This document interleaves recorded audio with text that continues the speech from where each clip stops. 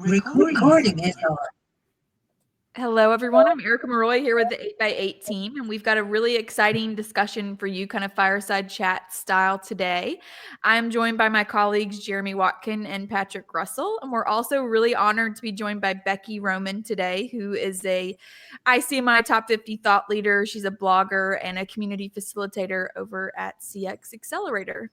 And what we want to do today is have a little bit of a discussion about some of the trends that are on our radar for the contact center here in the year ahead and actually really the decade.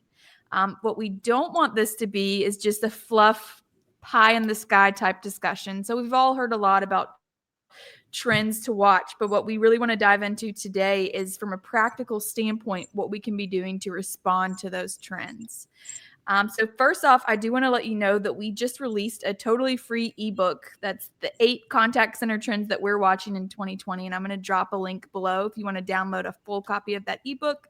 It's free and up for grabs.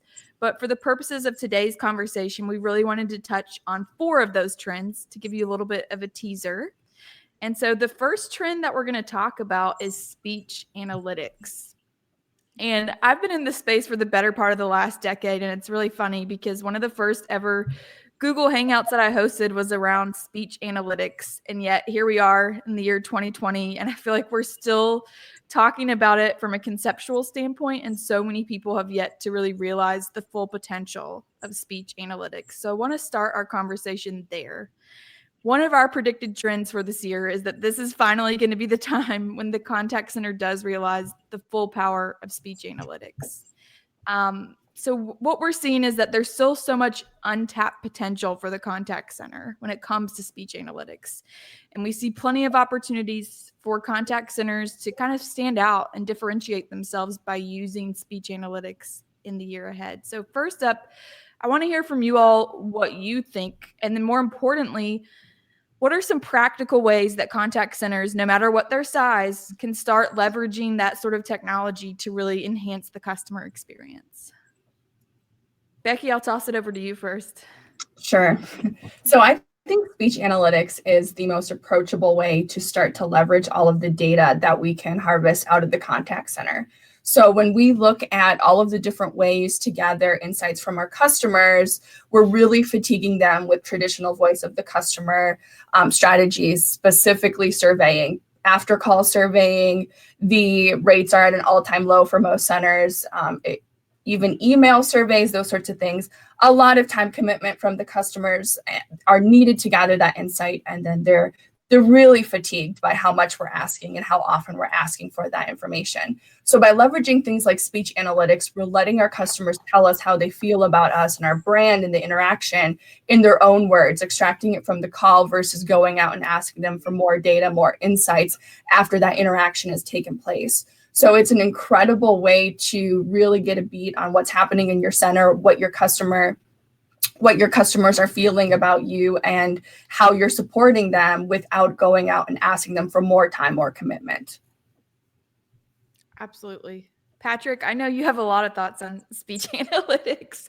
So I guess first off, I'd love to know, do you feel like there's still a lot of untapped potential? And if so, what can we be doing about this? I think there's tons of untapped potential. Speech analytics has been around for more than a decade now, but on its onset, the real power of speech analytics required a pretty significant amount of customization and training and so on to really get a lot of that insight. And as the technology has matured, it's requiring a little less training. A lot of them are becoming more self-learning through things like machine learning and AI being brought into that stack. But I think a lot of the untapped potential, regardless of size, is to really start using a speech analytics application for dispositioning.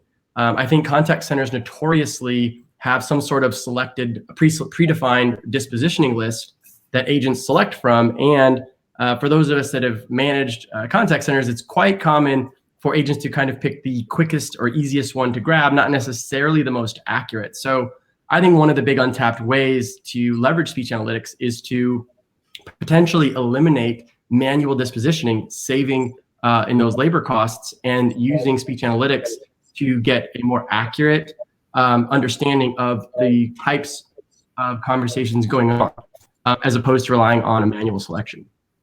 And even if you're not ready to fully dive into that too, Patrick, what you could do is you could really tune your dispositioning strategy, leveraging the speech analytics data. Yeah, absolutely. I think just the idea of just dispositioning is kind of old school thoughts, mostly because of where the contact center industry has come from. So it makes total sense. But I do agree with you that we need to evolve kind of past the just dispositioning, and it should be more about what are the interactions talking about, but what's the sentiment that goes with it? What are the more detailed components of the dispositioning if you want to drill down beyond just sales call, service call type of things. But it can do a whole lot in understanding and extracting those insights, kind of like what you mentioned, Becky. And if you're looking for a value sell there, back to leadership, right? Talk about eliminating post-call wrap-up time. If they're not fumbling around trying to find the appropriate dispositioning category, we're going to save them a lot of time to get out of that post-call wrap-up and back into queue. Sure. Yeah. Another really practical application for speech analytics, and I love the one you shared, Patrick. I think there's often a misconception out there, or maybe it was just me, but that speech analytics could help me totally automate quality assurance. And while I think we're moving in that direction and can continue to automate certain pieces, what speech analytics can really do is help your contact center supervisors identify the right interactions to be reviewing, whether maybe, to Patrick's point, maybe customer sentiment was low, or there was bad language used, or the speech patterns, or the agent was talking over the customer, things like that.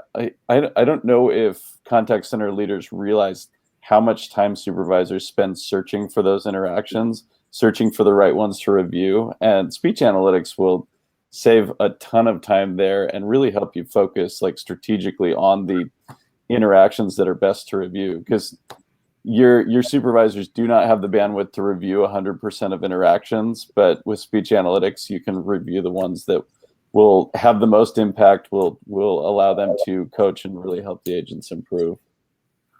Yeah, I mean, like you said.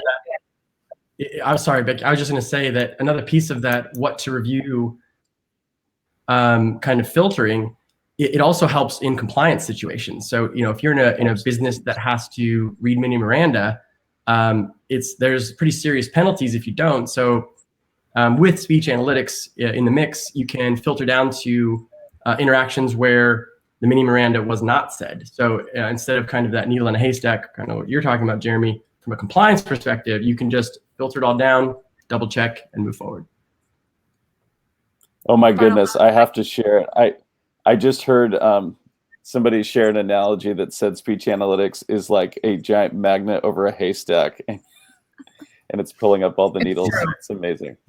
That's quite the visual. Yeah. Becky, you have any final thoughts before you move on?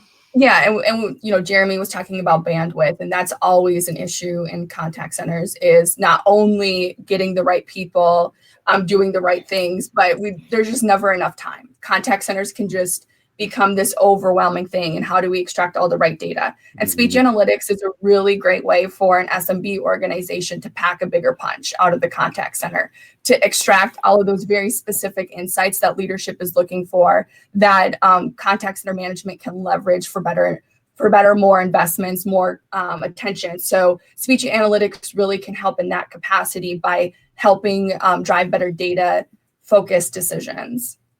Yeah, I'm glad you mentioned that, because I think one of the biggest misconceptions, at least that I hear, is that speech analytics is not for SMB. These smaller contact centers in particular just feel like they can't even go there. And it's such a misconception. Speech analytics is a massive term used in so many different applications of the actual realm of what's possible. When you really dig down into speech analytics as a part of the contact center strategy, it's incredibly approachable, very cost effective, and a lot more cost effective, and delivers a better ROI than traditional VOC platforms most of the time. And we really have the data to back it up at this point. Yeah. One thing I wanted to tack on really quick onto what Becky's saying too is part of the reason that speech analytics is so valuable, regardless of the size of the operation, is because it really allows you to stretch the bandwidth, to your point, of the supervisors. So most contact centers, whether they're 25 seats or 25,000 seats, there's some sort of common ratio of supervisor to agent.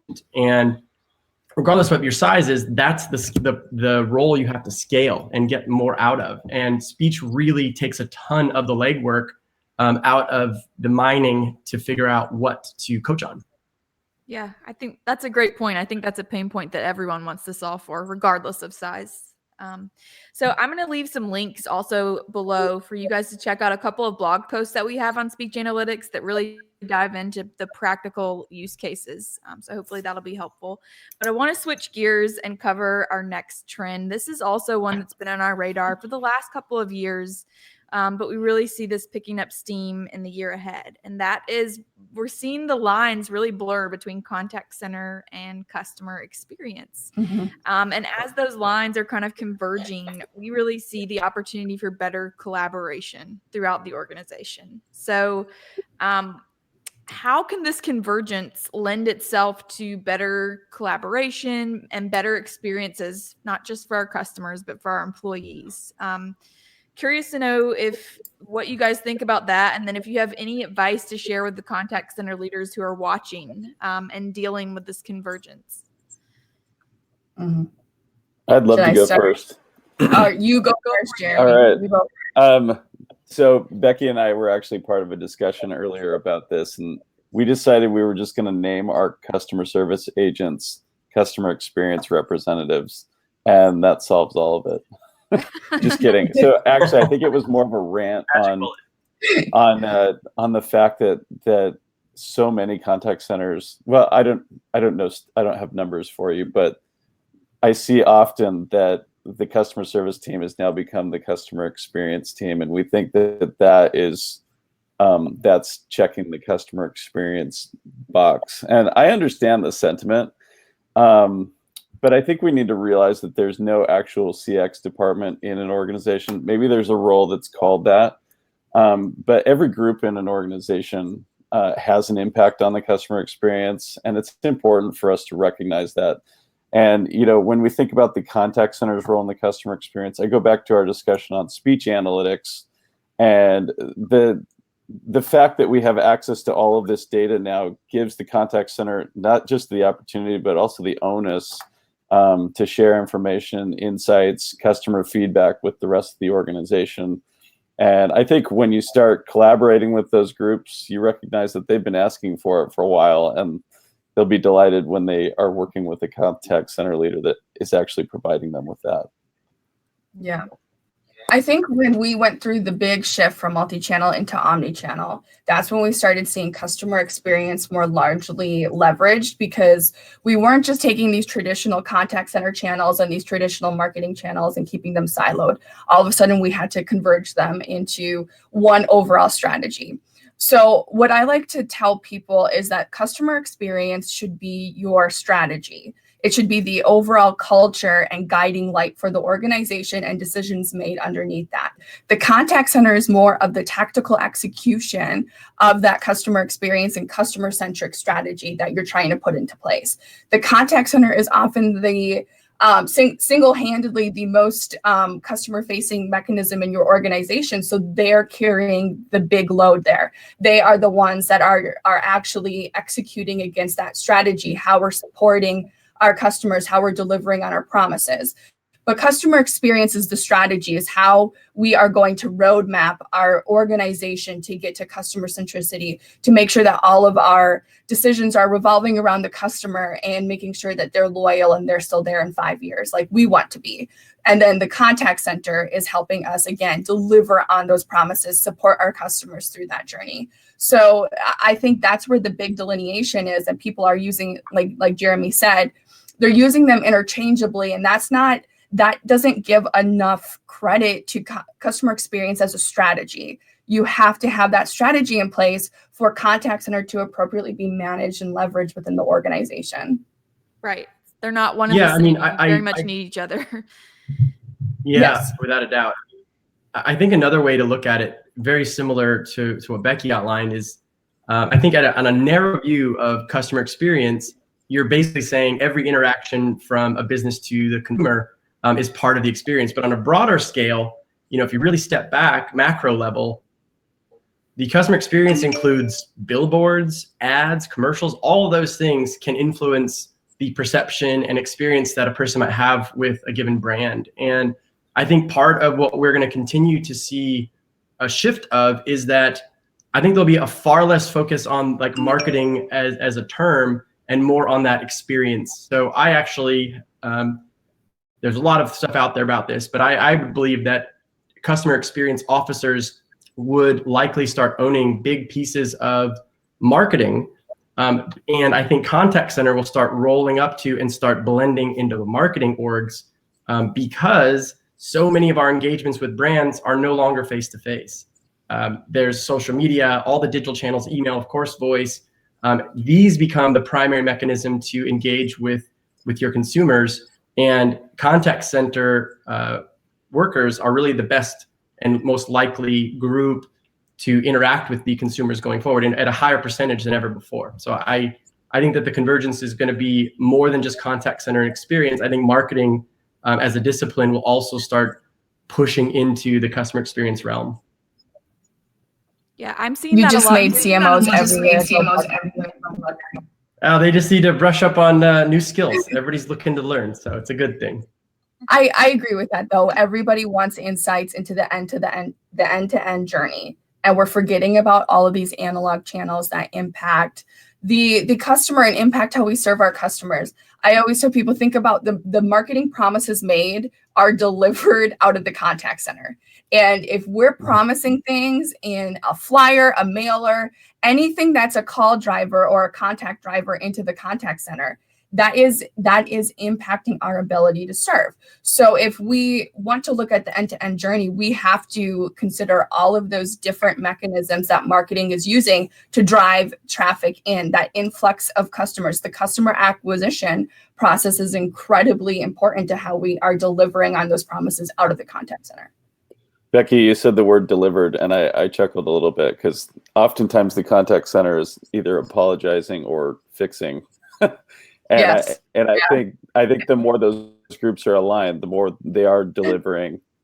That's why I think the emergence of customer success is important, because you've actually taken a group of people and put them strategically in a place to help the customer along in their journey, versus waiting until something is broken and then waiting for them to call and gripe and for you to have to fix it. It's nice to be able to fix it, but all those things you're fixing are things that, things like speech analytics can help you identify what you're fixing and fix it way further along, way earlier in the journey, so the customer doesn't have the issue in the first place.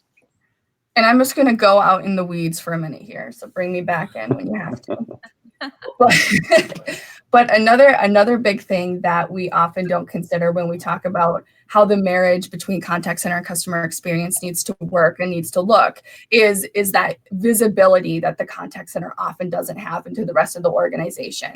We blockade the contact center from these huge events in our organization. We just sent out a mailer that didn't make sense, and now our call volumes are spiking. We just ran an update and we didn't understand all of the implications, and we see spikes in the contact center volume. So we have to be notifying the contact center and having these proactive conversations and giving them that proactive visibility into what's happening in the organization, so that we can, again, support our customers and deliver on those promises. And if that visibility isn't there, that means that the customer experience strategy is lacking, because we're not considering all of these different areas that we are siloing the contact center from the rest of the organization. We're letting marketing go rogue, we're letting whoever go rogue, and then we're not understanding the downstream implications of that. And if we start to break down those silos and really make things more transparent for the contact center, we're going to deliver a better customer experience. Yeah. Isn't it amazing that we're still dealing with that challenge, this age-old challenge? Yeah. It's kind of time for us to all get along. We need marketing. We all need each other. Absolutely. So I want to move on and talk about our next trend, which is somewhat related, and it's all around the future of work. And it may sound kind of cheesy, but I don't think the future of work is in the future anymore. We're kind of living the future of work now that we've been talking about for the last decade and even before that. And one of the driving forces is that we're seeing a kind of shakeup of the generations that are working in all of our workplaces, but particularly in the contact center. So we've got Gen Z really finishing up school and entering the workforce in mass. We've also got baby boomers who have held leadership positions in the contact center who are nearing retirement. And so what does this mean for the future of the contact center? And how should leaders be preparing now to deal with this? Okay, so I'll start here. So a lot of contact center leaders and organizations think that putting a pool table in the lunchroom is an appropriate strategy for employee experience. And so when we're talking about generational differences, I think we're really talking about an employee experience that spans all of the generations that we're dealing with in the modern workplace. And when we really dive into what they want out of work and how we can meet them where they are, I think a lot of that comes down to a culture of flexibility, digital forward, things like that. And that really helps bridge those generational gaps. But again, if we are putting Band-Aid fixes on our workplace culture, I think that's only going to broaden the generational gaps that we see happen. Because again, they're thinking that this pool table, I always use that as an analogy, in the lunchroom is going to increase customer happiness, when what a millennial wants really is flexibility, the ability to work from home on occasion, things like that, work-life balance. So I think that we have to take a step back and really understand drivers of what is allowing our employees to live a balanced and happy life, and then reverse engineer from there. We can't make these assumptions anymore that painting a wall a bright color in the office is going to change our employee experience. It's absolutely not. Yeah, it's not going to cut it. I think. Yeah, I mean. Oh, go ahead, Patrick. Oh, all I was going to say is, backing up a lot of what Becky's saying, is there's been quite a few focus groups, research studies, all kinds of things that indicate that the younger generations, millennials, Zs, and so on, actually rank flexibility, schedule flexibility, and the ability to work from home as a higher priority than compensation. And I think that as that becomes more prevalent, then businesses in the future of work essentially will continue to shift to be more and more distributed, which I personally think will put more pressure on how do you maintain a culture that people want to be part of, or that they feel a part of. Because as we become more dependent on digital interactions, just like what we're doing now, we have less of that personal touch, personal time outside of direct work items. But I totally agree that the future of work is much more distributed and much more focused on flexibility than anything else, really. And in addition to that, Patrick, there's sizable studies that have been done that flexibility and working from home actually spikes productivity. People are getting more done when they have that flexibility. So you're talking about something that is driving acquisition, it's getting employees through the door, and then it's keeping them productive. It's a win-win. Yep. Yeah, I think what's one thing that's really driving this conversation is attrition. when agents have to come to a brick and mortar contact center, and they don't have that flexibility, attrition's really expensive, and it's something to think about. And it's going to drive more contact centers in this direction. And on the front side of attrition, there's the ability to recruit great qualified agents. So that's something else to consider. Yeah, I hear a lot of contact center leaders really panicking about that recruiting piece, because they do have so many baby boomers who are getting close to retirement, and they're realizing they don't have anyone to fill this leadership pipeline. So I think the big challenge is adapting to meet the needs of what future workers want.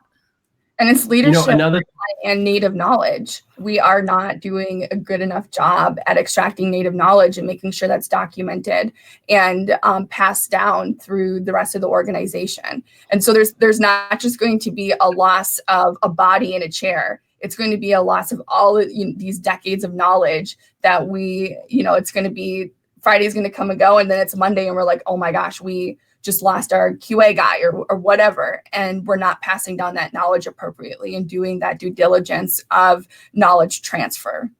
That's a great point. Yeah, we need to get out of them. Go ahead. Go ahead, Jimmy. I was just going to say we need to get out of the mentality of just trying to fill roles in the contact center and think about things like innovation. I think allowing people to work remotely, recognizing that they're more productive, more fulfilled, to have a better work-life balance. I think that's innovation in the contact center, and yeah, I think that helps immensely. Yeah, the comment about recruiting, I think, is going to, exactly as you point out, become more and more pressured because new innovations like virtual agents and chatbots and so on, they're going to continue to peel off the low-hanging fruit conversations, making interactions that are handled by a human become more complex and requiring greater skills. So I think contact centers and really the workforce of the future is going to have to be more distributed if the business wants to get the best possible candidates to resolve the more complex types of interactions that are going on. And to your point, Patrick, the modern contact center agent doesn't want to sit and like do password resets all day. They want to develop. I mean, maybe they have a career in the contact center, maybe they don't, but they do definitely view this as part of their development, part of their career progression. And so I think peeling off those frontline interactions that they don't need to handle and allowing them to handle more complex stuff and learn on the job is really valuable. But that complexity has to come at a cost, and we have to pay agents more, or we're going to see that attrition not budge because we're going to be paying them an insufficient amount for the type of work that they're handling. So there's other downstream things that we have to pay attention to that come as an offshoot of that. Another thing too, Becky, in that we have to look at comp for contact center agents, which is super valid. If the contact centers are able to have a more distributed workforce, you can look for more rural locations that might have much lower costs of living and potentially keep your labor costs the same, but fully distributed. Mm-hmm. So I just think that we as businesses and as an industry really need to kind of shift the paradigm a little bit so that we get best folks providing the best experiences at the most aligned compensation or cost. Mm-hmm. Yep, agreed. And I think another part of the transformation that has to happen in the employee experience to really account for these younger generations is how we're doing things like onboarding agents and giving them their schedule and things like that. If we're sending a young millennial, their schedule in a spreadsheet, are they going to open it? Are they going to spend the time and look at it? But if we push it to them in a mobile app, they're going to pay attention. Same with onboarding and ongoing training. If we start to leverage the tools that they love so much, the mobile app approach, those sorts of things, we're probably going to see a lot of contact centers have seen just significant increases in engagement and them actually absorbing that information and bringing that back directly into the calls that they're handling that day. Mm-hmm. I mean, so the ramp up time can really be reduced by giving them the tools and the information in the areas that they want them, like the mobile phone. I think we could have a whole follow-up fireside chat just on this one topic. You've given me a ton of blog ideas too. So much great insight here. I love it. I do want to make sure that we save time to talk about our next trend and then take a couple of audience questions. This one, I think maybe the gloves might come out. I know that you guys have some passionate feelings about trend number 4, and that is digital transformation. So I think probably aside from the word omni-channel, we've heard more about digital transformation in the last couple of years, at least in this contact center space, than anything else. So to start, I want to know, in your opinion, what the heck is digital transformation? And then as a follow-up to that question, how do you see the contact center becoming a more critical part of digital transformation, or do you? Jeremy, I know you have some passionate thoughts about this one. Do you want to kick us off? Oh my goodness, I'm still very much learning, but I would, and I'm realizing that this is like a broad catch-all term for a ton of things, and so it helps to narrow it down to the contact center and think in terms of that. But really, digital transformation is the integration of digital technology in all areas of the contact center. And I can go through some examples that I have of where this can impact the contact center, because I think there's some things that we may think are digital transformation, but really aren't. But I want to pause and hear how other folks define it. Yeah, absolutely. Yeah, I'll go. I mean, I agree that there is like a very broad use of the term digital transformation and a bunch of different narrow uses. But I think in general, digital transformation is simply businesses seeking more digital technologies to solve their problems that really help evolve their technical chops, if you will. But on the narrow view in the contact center, digital transformation, I've usually used the term to speak to bringing digital channels into the mix, plus sort of using that broad term, bringing other pieces of digital technology into the mix to resolve contact center needs. So it could be something like virtual agents, agent assistants, chatbots, all of those kinds of things are part of that digital transformation box, if you will. Becky, how would you define digital transformation?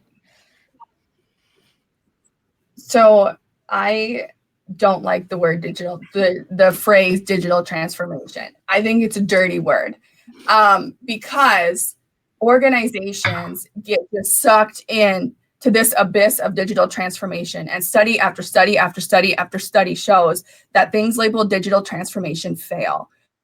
We are not managing them appropriately. We are not creating sustainable projects, and they're just absorbing budget and ultimately not delivering any ROI back to our organizations. And the numbers started at like 70% of digital transformations fail. Now a lot of research firms are saying it's as high as 85%. So if you are going to label your contact center project or initiative digital transformation, tread very carefully. Like I'm raising the caution flag.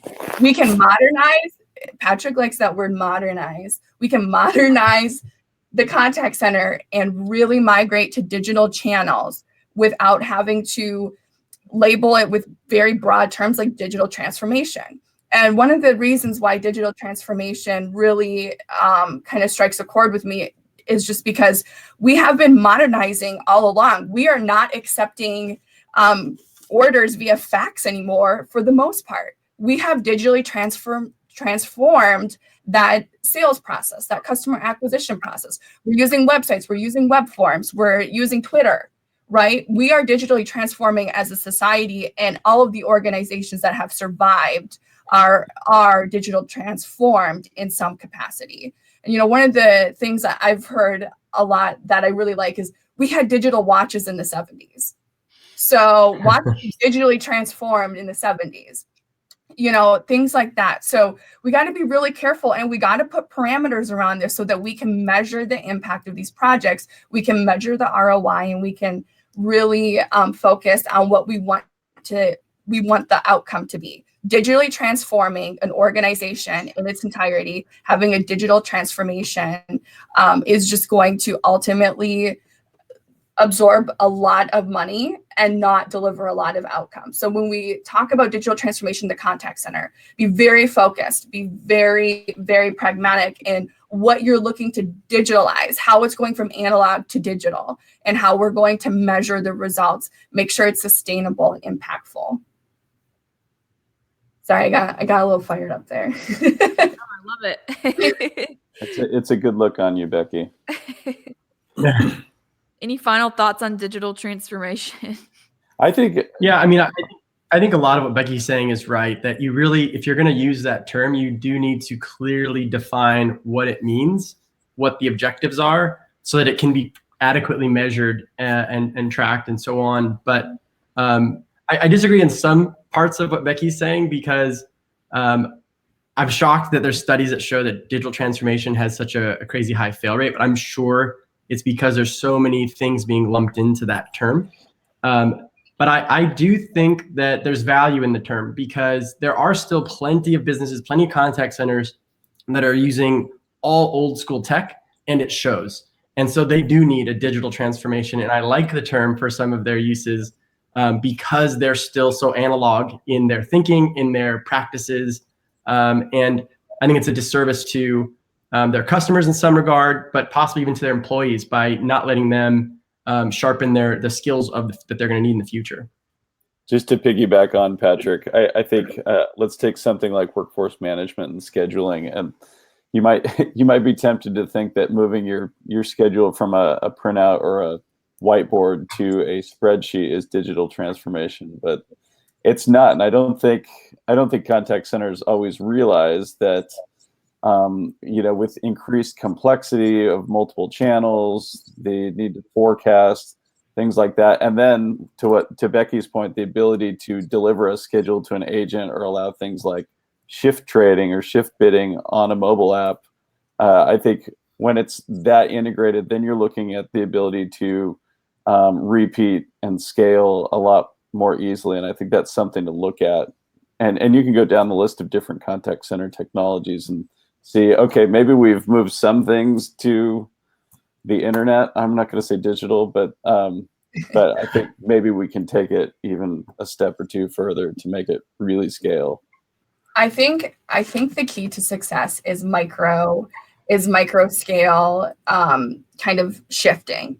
And we use this broad stroke term, digital transformation. And yes, Patrick, the numbers are out there. It's incredible.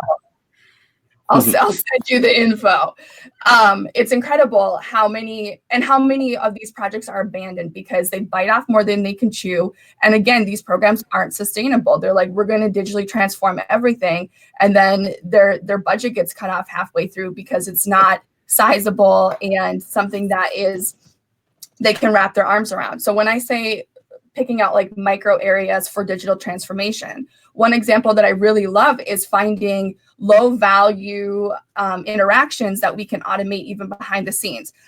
We don't even have to talk about customer facing bots and things like that, but process automation. How do we get the agent to go through a process without if we can get them from 45 clicks to 4, that digitalization of that process is going to deliver incredible impact on the overall productivity of that agent and average handle time, those sorts of things. So modernizing digital transformation on the micro scale are things that we can measure, we can see end to end, and we can really wrap our arms around. It's when we throw out broad strokes like digital transformation, modernizing the entire contact center, where it's like, where do we even start? How do we measure this? And we have to be able to do those things to be able to go back and say, yes, we executed against this successfully, and here are the results. You got to be able to measure. It's such a fascinating conversation because it really brings me back to the simple idea that words do matter. And I want to bring Leslie Opelhaven into this conversation, so I'm going to tag her on social because I'm really curious what she thinks about the term. She's our resident expert on communications and words. She likes the word modernize, I'll tell you that much. All right, we'll have to tag her and get her in on this. But in the meantime, I do want to take a couple of questions that we got from our community on social media. So we've got this esteemed panel of top 50 thought leaders gathered today, and I thought, who better to pose these questions to? So really quick, I would love to get each of your thoughts on a couple of questions that we got in. This one says, what advice do you have for a manager who's brand new to the contact center environment? What should their top 2 to 3 priorities be for their first year? Easy question, right? Okay. First priority. The priority should always, always, always be to understand what is happening in the contact center and what is happening with your customers. So before you start to make plans or you start to think about different areas that you want to make impact on, you have to understand what current state is. Take substantial time to really dive in. Shadow calls, get to understand where your agents are fumbling. Don't just trust the tools. Go sit next to them. Understand where they're frustrated. Understand what's happening in your contact center before you go out and try to make any other things happen. I think that is just such a crucial part that a lot of people get tied into the meetings and the management side of things and just wanting to roll their sleeves up and make a big impact. And you have to understand current state before you can launch into any sort of future state. Sit down, spend the time, really, really become intimate with what's happening in your contact center. And the decisions will become a lot clearer to you. You're not going to question what you need to work on first. You're going to see the aggravation in these certain call types. You're going to see this and that, and it will really guide you towards what needs to be done, what's the low-hanging fruit, what you need to go ask budget for, those sorts of things. I think that upfront time, don't waste time getting to know what's happening in there. A lot of times we're dealing with people above us before we actually go and sit in the contact center. Understand what you're dealing with, understand what they're dealing with, and then it'll help guide your decision making. That's awesome advice. You guys have anything to add? Well, I love what Becky said. I go back to customer experience and what we talked about in our first point, and just encourage new leaders to be collaborative outside of the contact center with other areas of the organization. You know, they might start small and just build relationships, but really understand how others perceive the contact center and help others understand how the contact center can be a role or be a partner in and a collaborator in driving customer experience, in making it the best customer experience it can be. And I would tack onto that as they dig into things like metrics and understanding what their metrics are that they're going to track, they should really focus on understanding how those metrics impact the customer experience, and also helping their agents understand how metrics impact the customer experience, whether it's customer-facing metrics like customer satisfaction or even average handle time. How do we strike that balance to where we're really impacting the customer experience in a positive way and not detracting from it?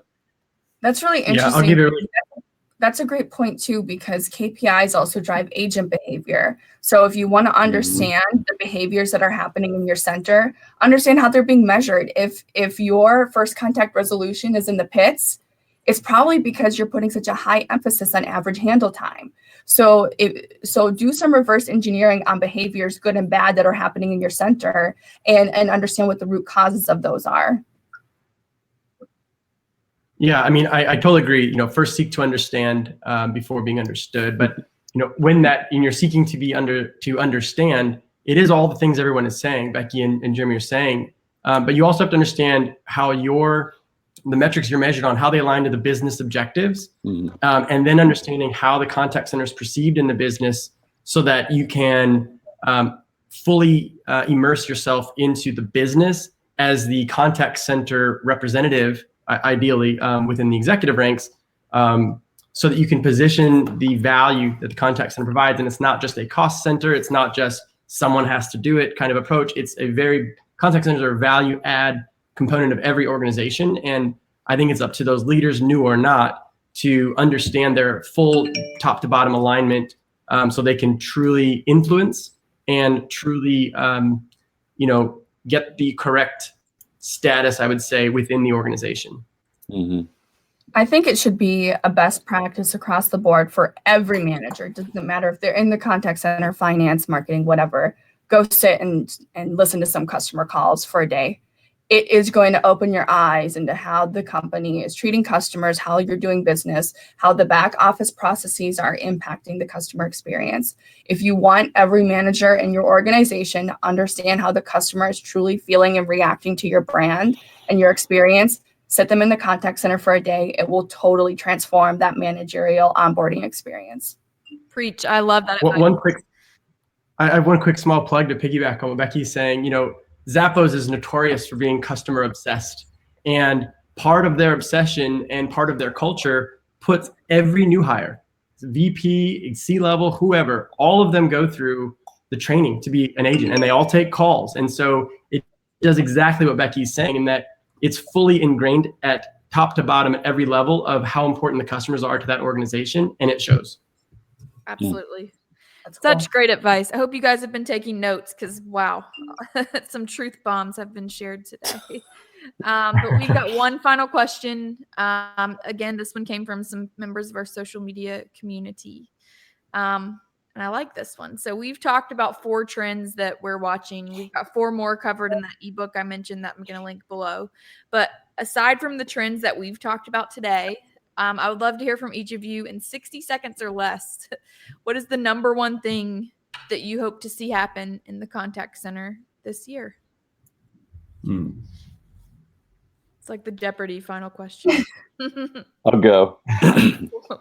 I want to see, I love working with contact center agents and want to see just a continued emphasis on developing them. They're such an important resource to our organizations. And this goes back to some of the generational stuff we talked about, but focus on the work-life balance and innovating the way their work setup is. Learn about what better coaching is, how brain science works. Find constant learning opportunities for them. I've been really intrigued by the whole concept of microlearning and finding ways to maximize time in between customer interactions to help empower and train agents. Some of that stuff is really easy to take a back seat in a contact center when we get all tactical and focused on metrics and things like that. But it's so important to continue to invest in those folks. So I'll put in a plug for them. Love it. Patrick, what about you? Sure. It's not totally different from what Jeremy's saying, but I think I want to see agents become more involved at almost every component of the contact center. From the hiring component, I think there should be some interviews, including agents, interviewing the candidates. I think agents should become more involved in the quality evaluation process. I think there should be self-evaluations, peer evaluations, self-coaching, peer coaching. I think all of those kinds of things are the fastest way to scale performance in a positive direction, of course. And I also think that it helps agents become more personally accountable to not just their performance, but to the company's objectives and goals. And I think that's something that's always lacked. It's always been a directive kind of approach to coaching and performance and so on. I think that's always been a miss. So I'd like to see that change. Not to mention that puts a lot more career growth into the contact center than is currently there, which is incredibly lacking. Career paths need to be a big part of the puzzle. So for me, a little bit down those lines, but a little bit differently, I'd like to see more contact center leaders start to humanize the agent experience. We talk about humanizing the customer experience and we want everything to be customer centric, but then we don't have any flexibility or any human elements in a lot of these agent environments. Things like flexibility can span even towards, why are we monitoring their restroom breaks?